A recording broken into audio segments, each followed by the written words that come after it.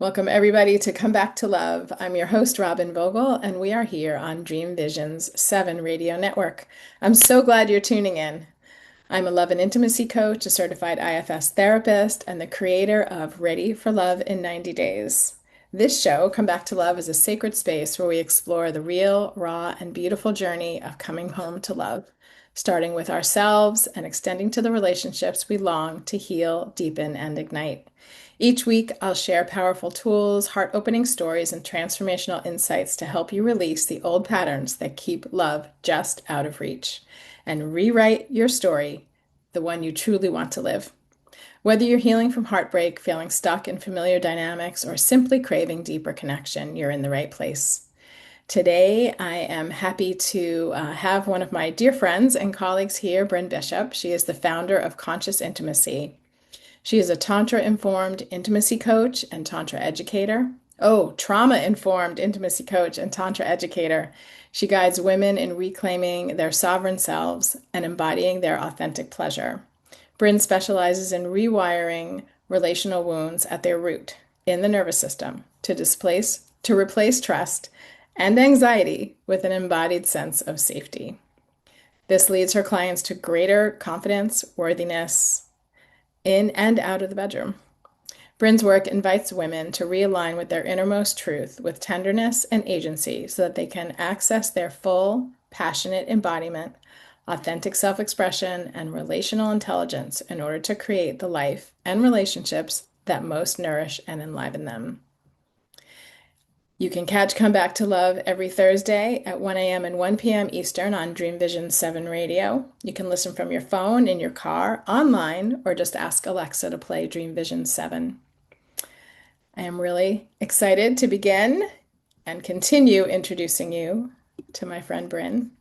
And we have a really hot topic today, so I'm excited. So excited that I stumbled over a couple of words introducing you.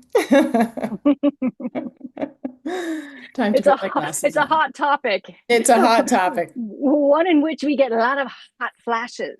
Yes, that is exactly what I was going to say. So, welcome to our listeners, whether you're whatever your gender is and you're listening. We are going to talk about menopause today. We're going to talk about menopause as a portal to pleasure, to sovereign pleasure. I'm looking forward to diving into this topic. And if you're not somebody who has been through menopause or is going to experience menopause in your life, then you might listen in and then you can easily share the link with a beloved that you care very much about that will find this information helpful, interesting, and helpful. So, Brynn, I've known you for a long time now. Yes. Oh my gosh, almost 20 years. Yeah, just about 20 years, I would say. Yeah, Wow. 17 or 18 years. And so Yeah. I know we're landing in the realm of menopause today and the gifts that you are sharing with women to support them. And I'd love, and I know my audience, I'm sure, would love to hear like how you got here. And I said such a mouthful of words like trauma informed and tantra and da da da da da. And it's like, let's slow it all down. That's my favorite thing to do. And what would you say about yourself and your journey and how you got here? My journey, yes. My journey started very early.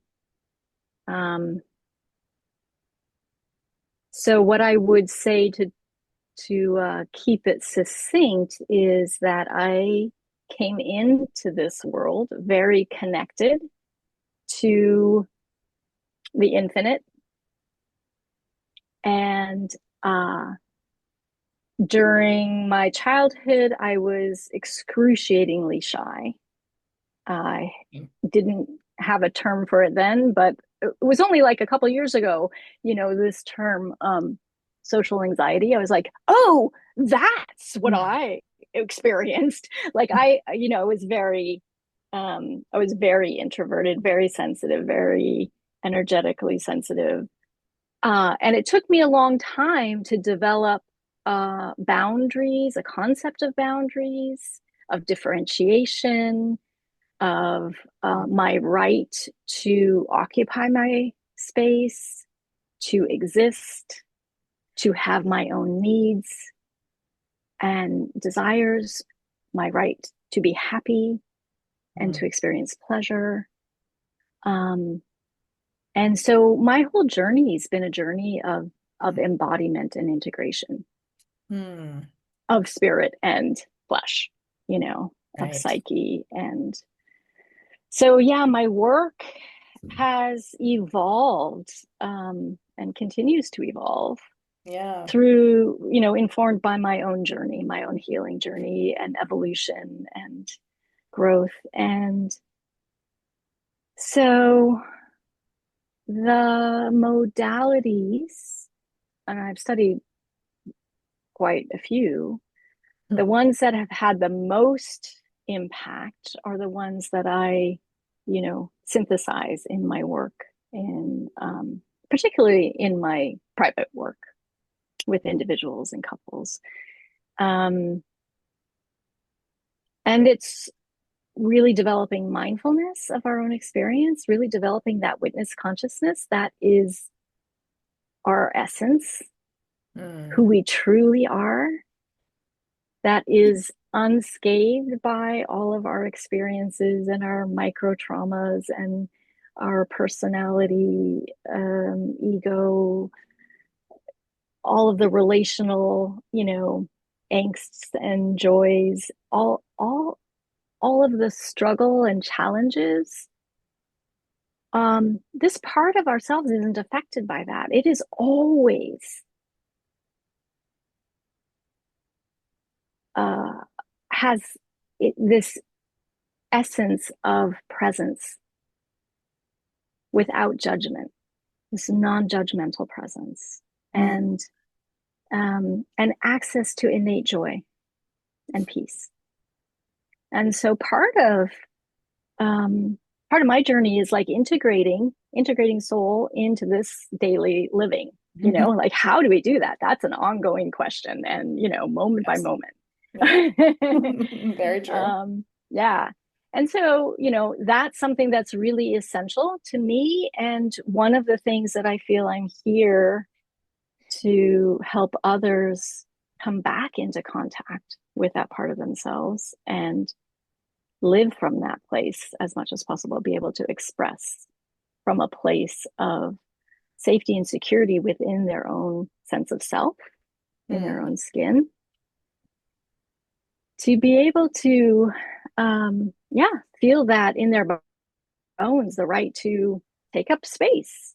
A lot of the women that I work with either have or both this core wound of feeling like they're not enough or they're too much. Mm. Yeah, I was just And gonna in ask you, like, how do people know that they're needing? and in either case, there's this not feeling that I can take up the space of who I truly am in this world. Like for some reason, it's been judged, it's been criticized, it's been maybe attacked. It's not felt safe Hmm. to be fully authentically me in connection and in relation to others. When I'm alone in nature, yes, it's great. But when I'm connecting with others, that's where it gets a little trickier. And so Hmm. the rewiring relational wounds has to do with that, has to do with actually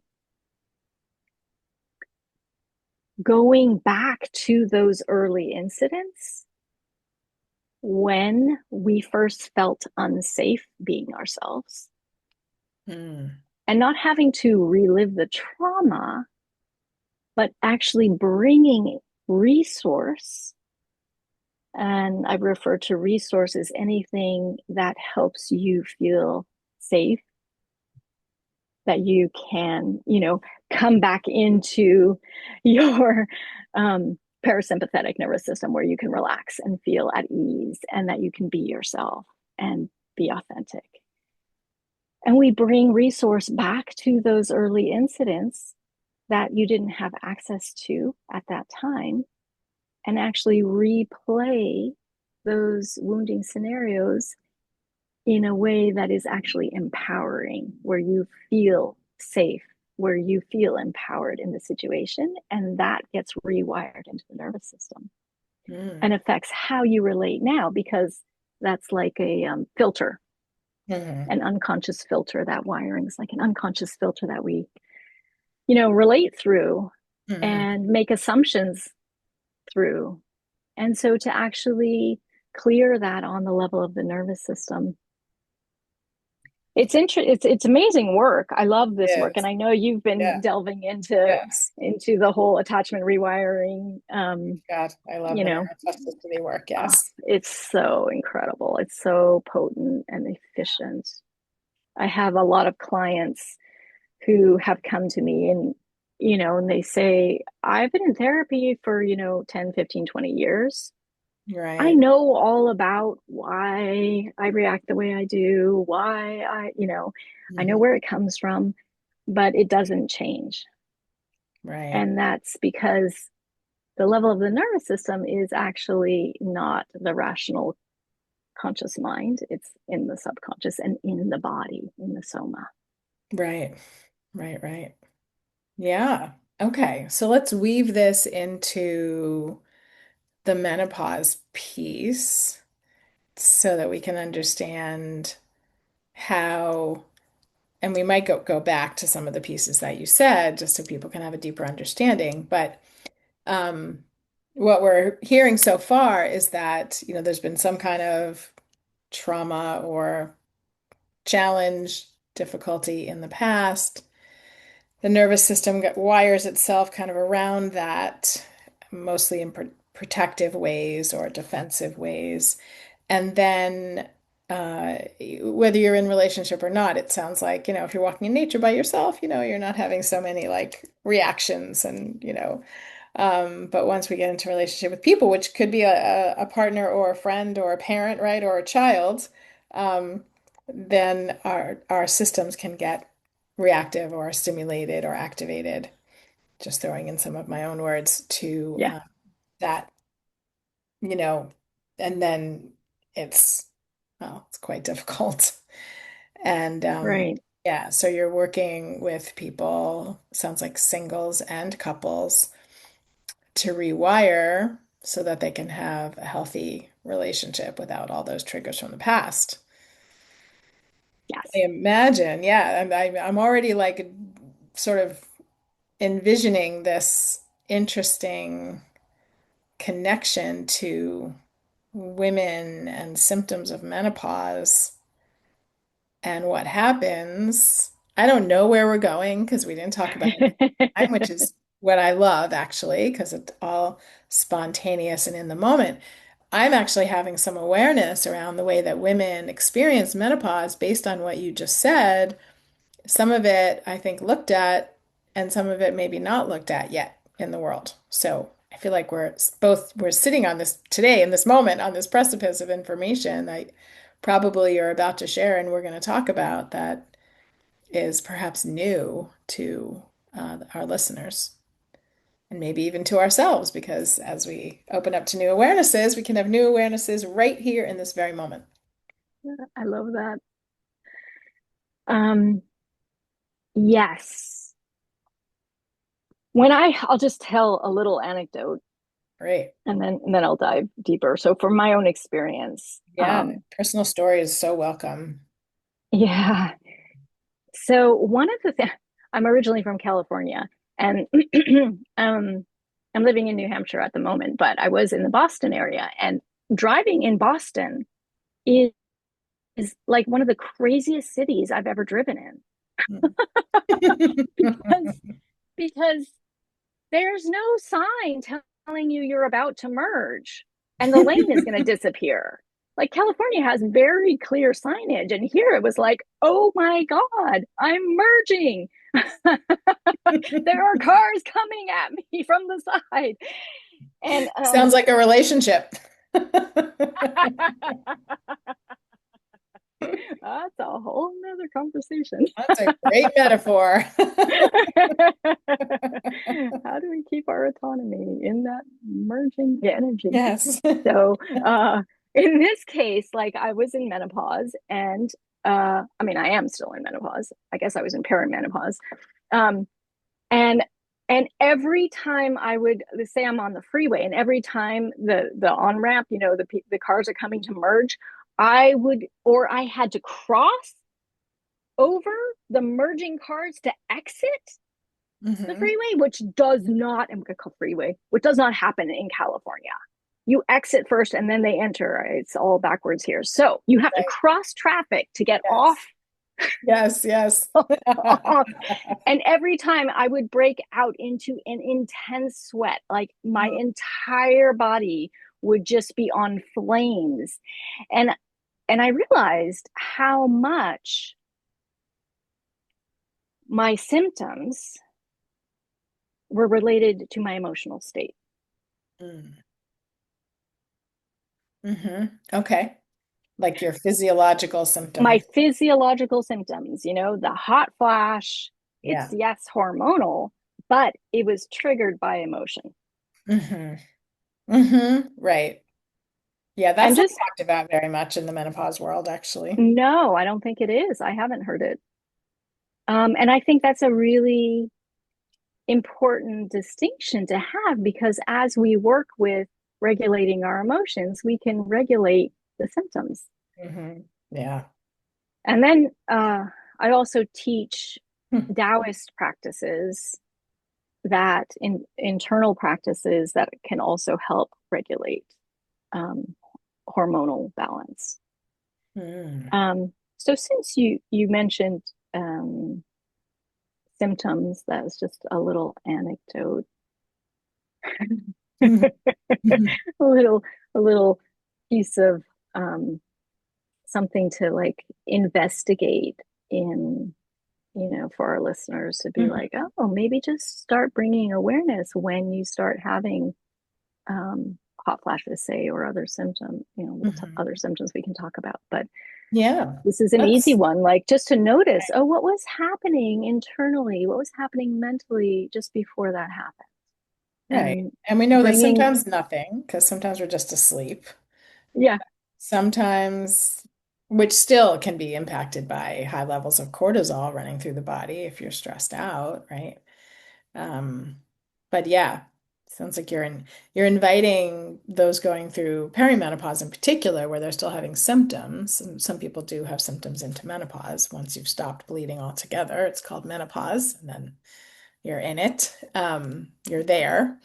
Uh, but yeah, it sounds like you're inviting listeners to do some self-inquiry and self-awareness and notice like, oh, I'm having a lot of hot flashes this week, or my heart's been racing a lot, or I've had some palpitations, which are some other common symptoms. And how am I doing this week emotionally? Like what's happening either overtly or what's happening internally that, might be going on. yeah, Yeah. it might be just below conscious awareness. Right. Yeah, foggy brain, Yes. fatigue, insomnia, all of that.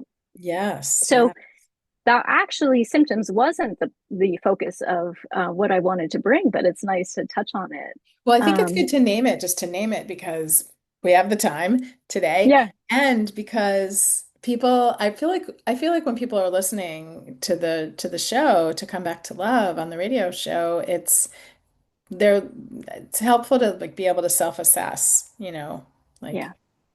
yeah, is this me? Is this helpful to me? Yes, I'm having these symptoms, or I'm not there yet, but I'm like really thinking about when I'm going to be in, perimenopause and how I'm going to handle it. And this is also great preparation, right, for people that might be approaching it in a couple of years.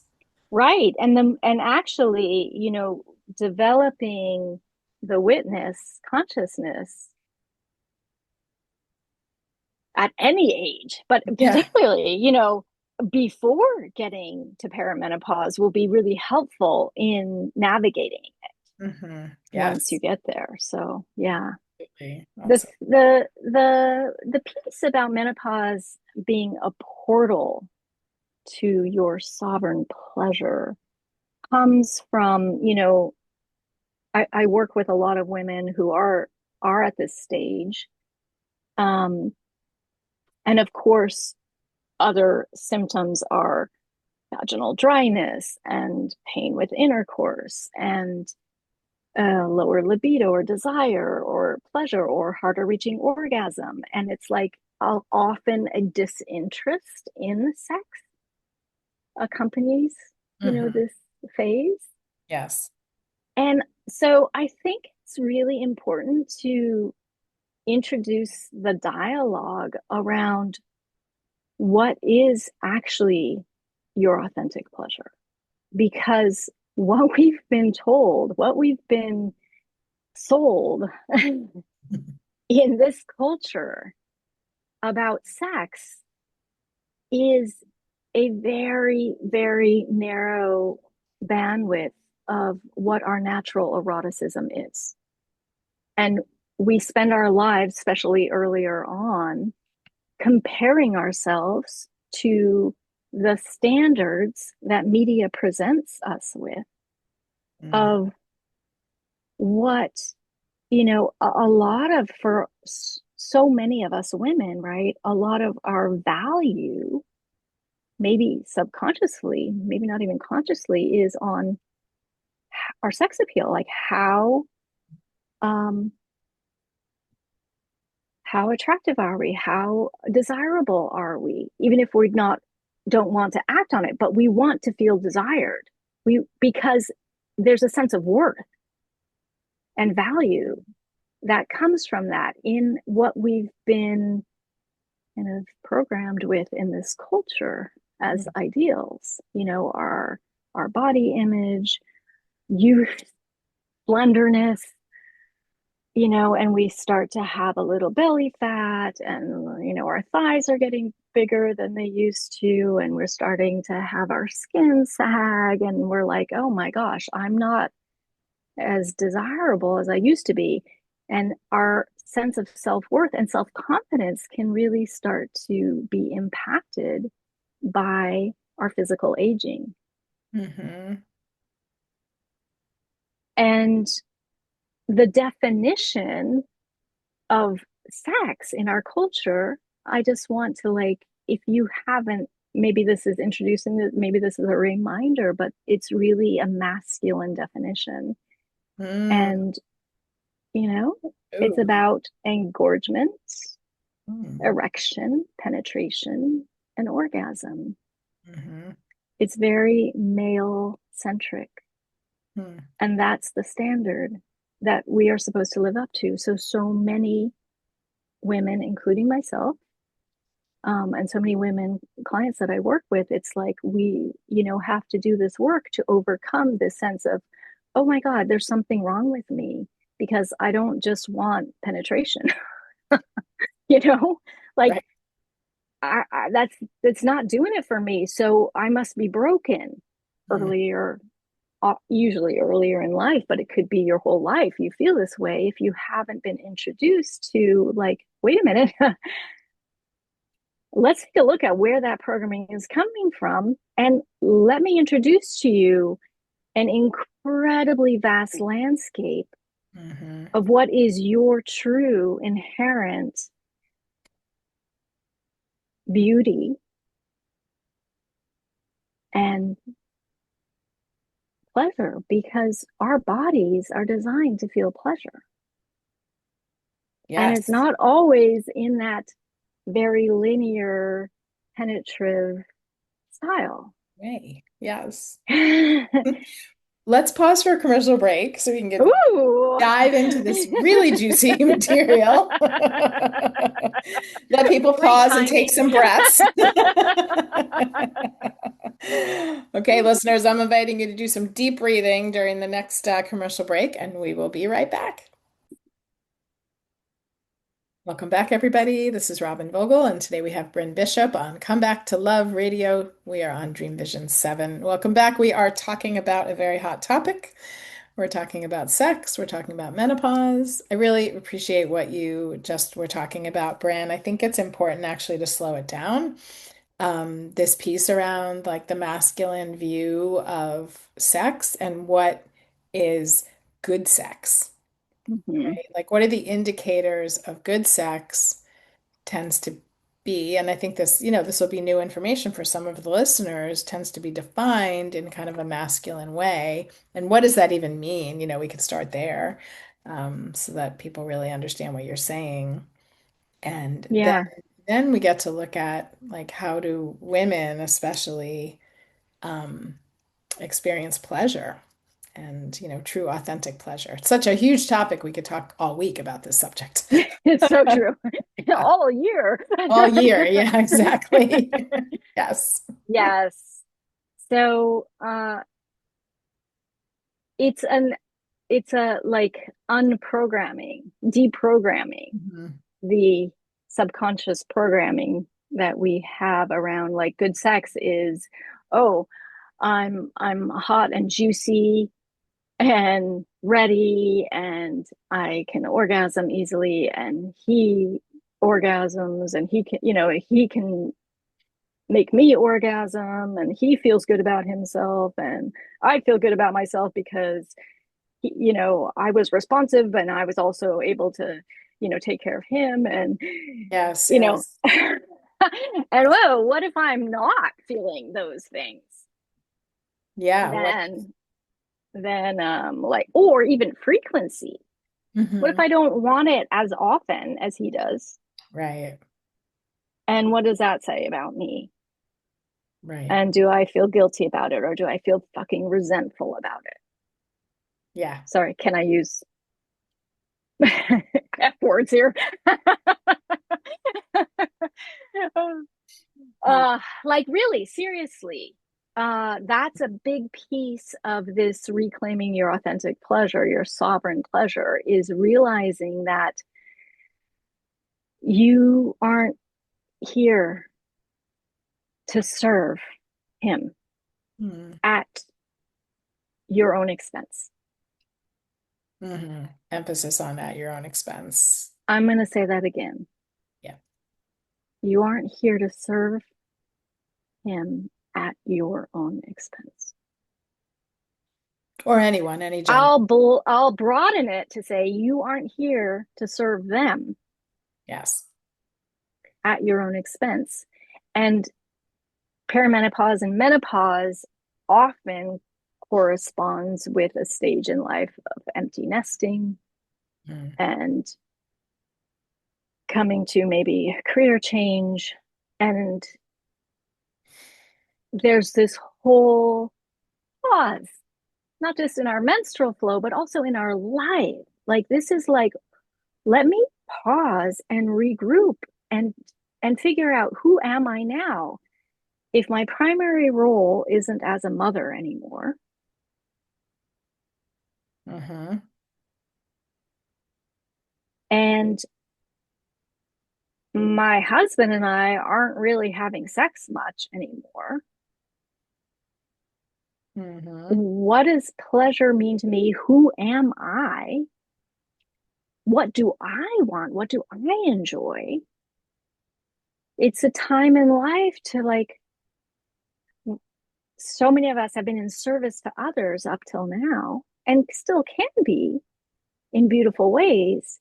But it's a point to like, let me take a moment and see, how do I realign with who I truly am and who I am now? And what's important to me now? What's meaningful to me now?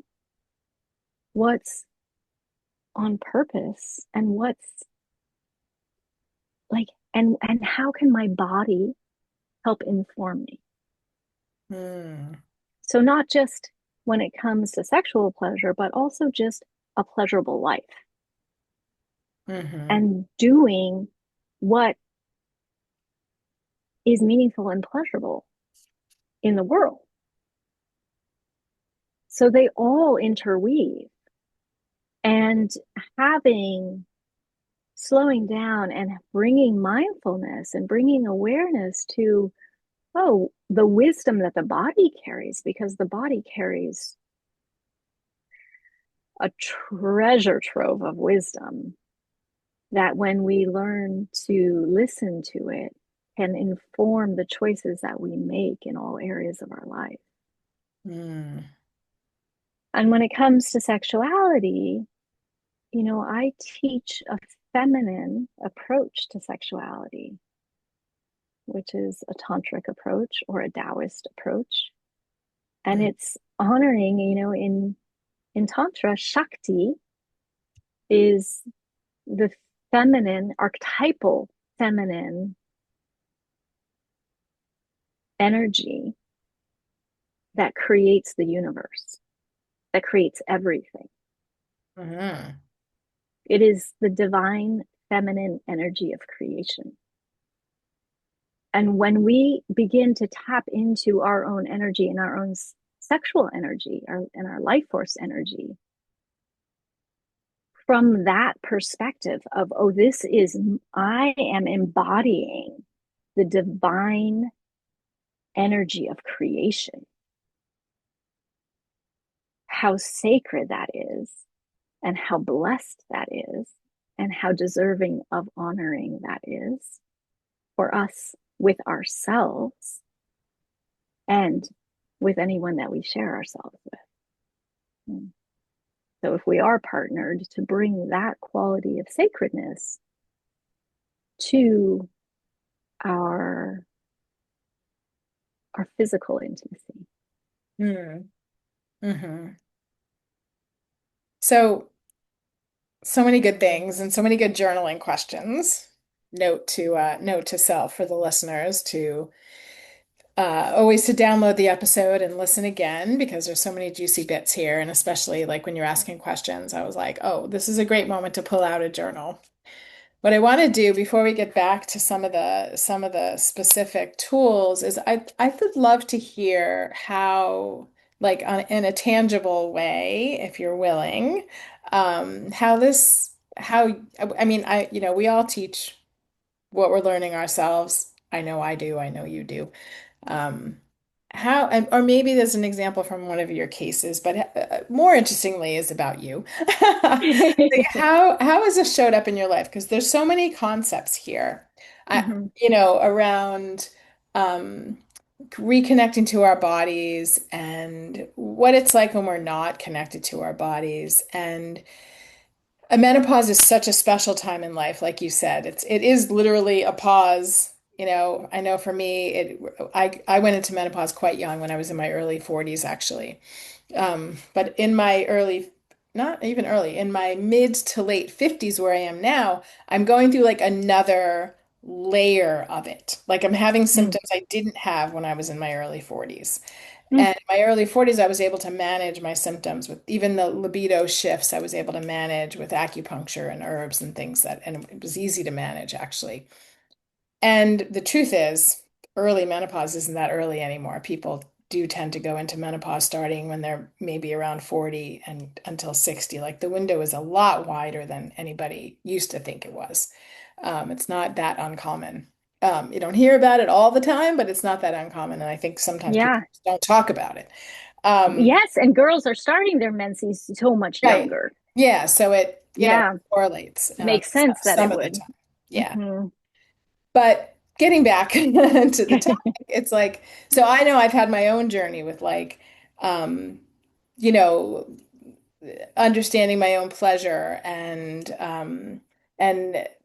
understanding that I actually can have my own needs met and that it's not all about serving my partner, and the success of, even just using that word, like, I don't use that word at all, but like, Oh yeah, I want to think come back about to defining what success is right, in a feminine what a perspective or a successful, holistic.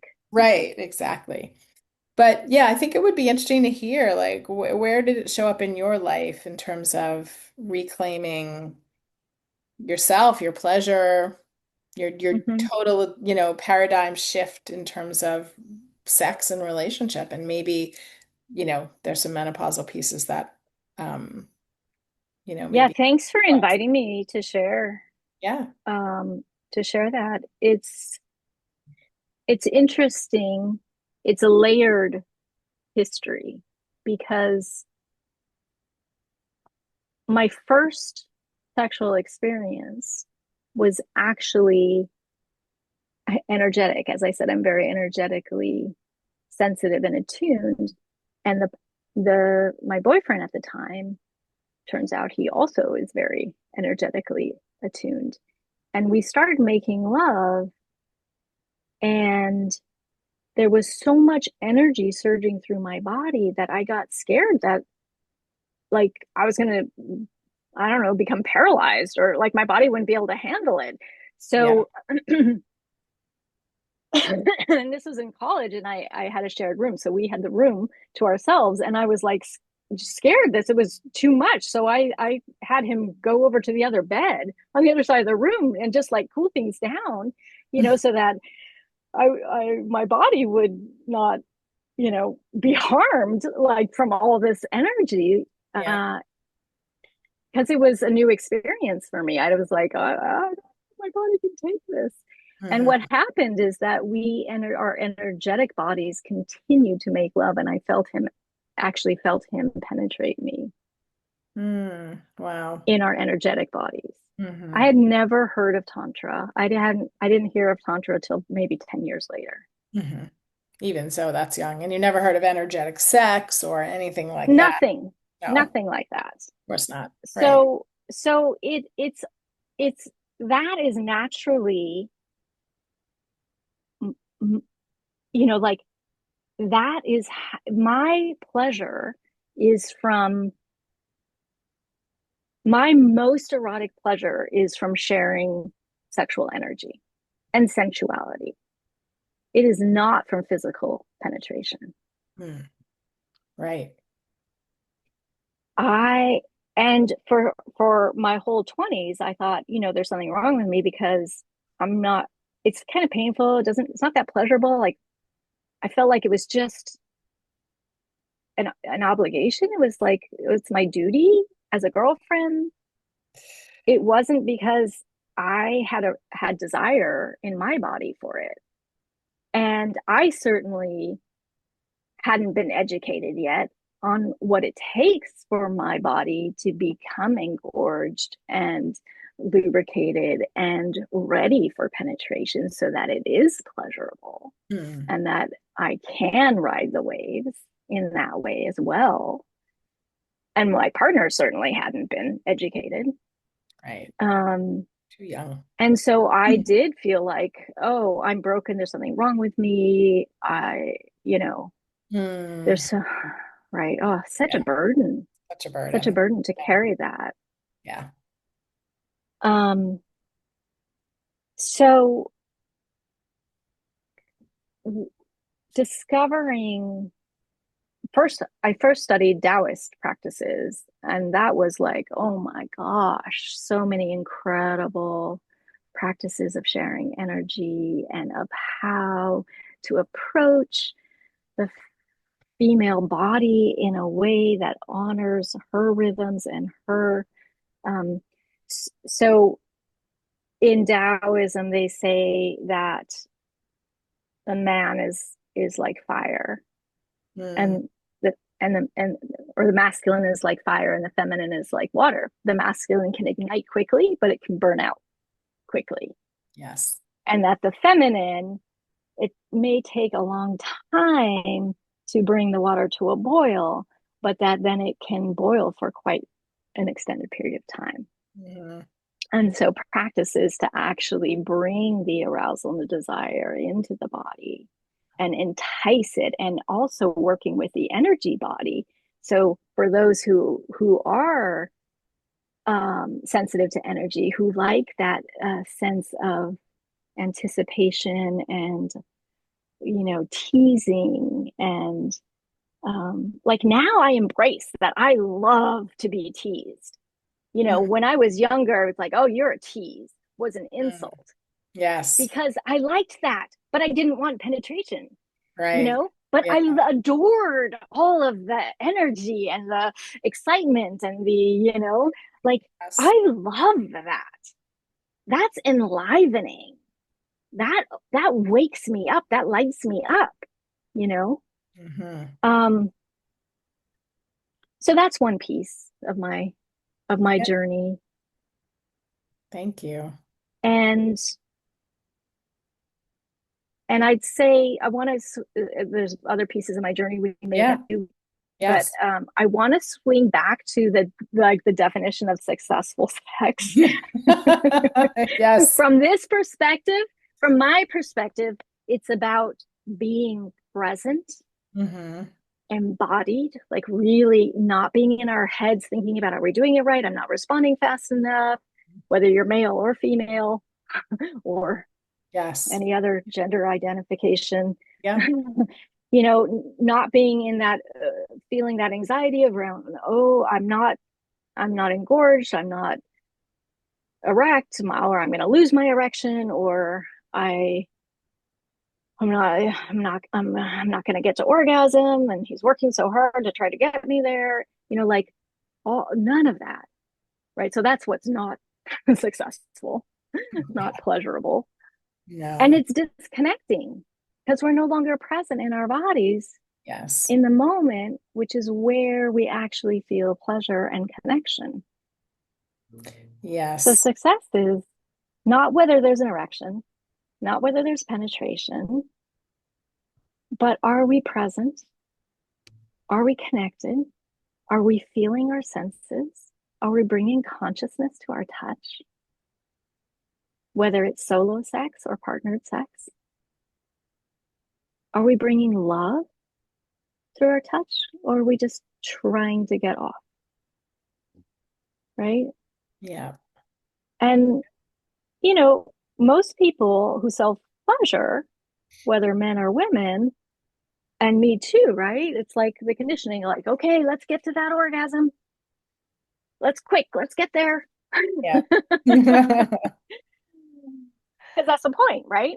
Isn't that the point of sex? Orgasm? Not necessarily. Not necessarily. Not necessarily. Actually, maybe the point is slowing down, being present, and feeling more pleasure in this moment, in Mm. whatever way that feels like. And what I want to say to women who maybe are at a stage where, like, I'm not really interested in sex, meaning intercourse. Hmm. Cool. Yeah. What what are you interested in? Like, you Yes. don't have to, that doesn't have to be where you go. You don't even have to be touching your genitals during self-pleasuring. Hmm. You could be touching any part of your body Right. that feels pleasurable. And that's self-love, right? That's self-pleasure. Yes. And so really broadening the the whole definition and scope of possibility. Yeah. Wow. Powerful. We're going to take a quick commercial break now. Welcome back to Come Back to Love Radio. We are just at the tail end of our episode with Brynn Bishop. We're having an amazing conversation. I hope it's, and I'm sure it is, so enlightening and kind of, I'm imagining our listeners are having these aha moments. Like, wait, sex doesn't have to be about penetration. Sex doesn't have to be about orgasm. Sex doesn't have to be about ejaculation if you're in a masculine body and you ejaculate. I mean, sex, like all of our definitions are, I'm just gonna like erase them off of my blackboard and encourage all of our listeners to do the same. And bringing it around to the time of menopause, I guess, the thing that I would say is that it's a time when we're approaching like our wisdom, our elder selves a bit more, maybe not quite yet, but our crone, which is the wise older woman who has lived a life and has a lot of wisdom that we've gained over this time, over the years. And it's a great time, no matter what age you are, to pause and say, okay, it's my time. That's always true, but we're not taught that. So why not take the pause in menopause seriously and pause and say, okay, it's my time. Maybe you're still raising kids. Maybe you're still in partnership. Maybe you've had a separation. Maybe there was a death and you're a widow. Doesn't matter. Like wherever you are, also single, solo by choice. Like just a moment to say, okay, now it's about me. Let me pause. what brings me pleasure with all the changes that are happening, especially the one that people do lament about often, which is a shift in their libido and interest. And for me, that's an invitation and an opportunity to say, okay, maybe you're not interested in sex in the way that you have it, you've been thinking about sex, or maybe even in the way you've been having sex. Maybe that libido, this is a new awareness in this moment. Maybe this is a moment to say, okay, my libido's down, or I'm not that interested in sex in the way that I've been conceptualizing it and having it. Maybe this is a moment to say, um, how can menopause be a portal to pleasure? And how can I enjoy and remain interested in the erotic? And interested in myself as a sexual being, and interested in sensual connection, and interested in the energy connections that you described so beautifully, Brynn, with the energetic sex at such a young age.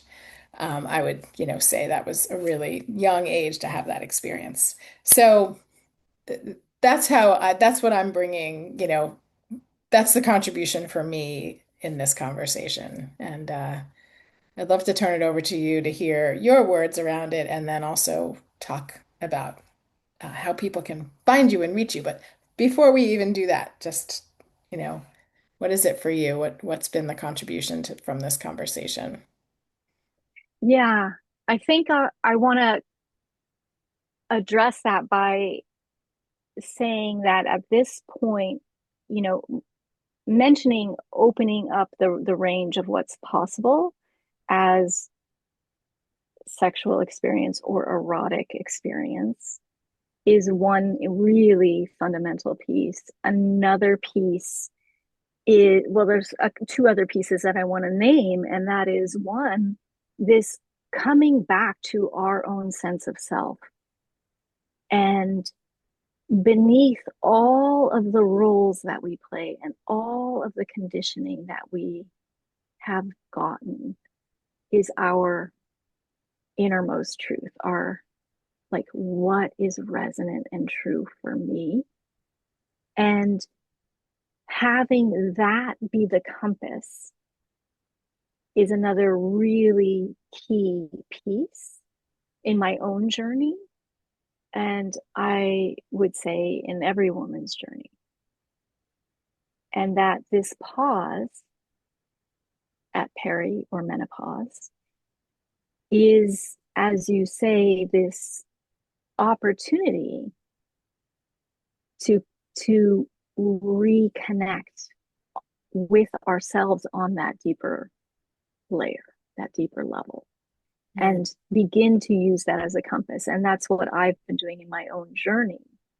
And the other piece I want to name, and it's shifted everything in my life. I'm not like I'm still with the same partner, but our relationship has completely evolved. mm, So that's a whole story in itself of how that actually gets played out. Um, like a year and a half ago, I just started speaking my radical truth that I had been afraid to speak up until then. mm. And, this has been layers and evolution of speaking my truth and owning my truth. And a year and a half ago, like I had this awakening moment where so much more of it came into my consciousness and I had to speak it. Nice. Um, yeah. And I didn't know and that was a risk. I didn't know what the consequences would be, but I knew that I had to speak my truth in each moment. And my truth was I wanted to stay with my partner, but so there were some fundamental shifts that needed to happen in our relationship in order for that to happen. Nice. And it's been an incredibly powerful, challenging, and liberating and deepening journey that I've been on and we've been on together. And I feel more committed to the relationship and more like I can be fully myself in the relationship than ever before. And along with that goes, we're having the best sex that we've ever had, including intercourse, which isn't my favorite thing, but like all of it is more enjoyable. And I'm feeling more desire for sex. And part of the process of speaking my truth And this is the other piece that I wanted to highlight as a key is clearing resentments Mm. because that gets in the way of desire and connection. Yes. Yes, yes. A So topic I'll for just next radio show. leave that A piece. little seed planted. Yeah. Yes. So tell our listeners how to reach you. You've got a free gift, which I looked at, which looked awesome. Say more. Yes. So I have a free gift. It's a video series on the top 3 blocks to women's sexual pleasure and the Nice. key to your deepest fulfillment. Mm. And that's in and out of the bedroom. Sounds delicious. And that's kind of a little taster.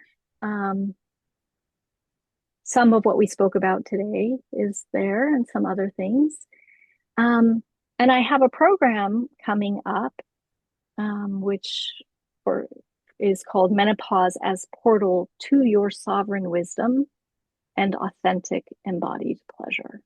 Mm. And this is going to be an online course live with a cohort of women, uh, sacred community, to really dive into these topics in a more thorough and personalized way, and to look at so there's all these steps, and if you go to the landing page for that course, you'll see what the steps are to actually clear out the programming and the Mm. conditioning, and then open to what to finding that alignment and that inner compass and discovering what is that for me now, who am I now, and Mm. have guidance on that journey and be able to share and inspire others in the sacred sisterhood circle with that.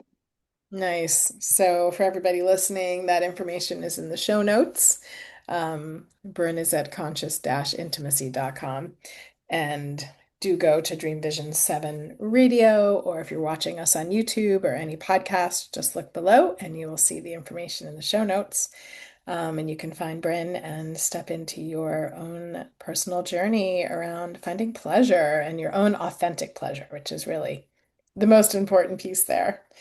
The pleasure that has to do with you and your being and your body. And your sovereignty.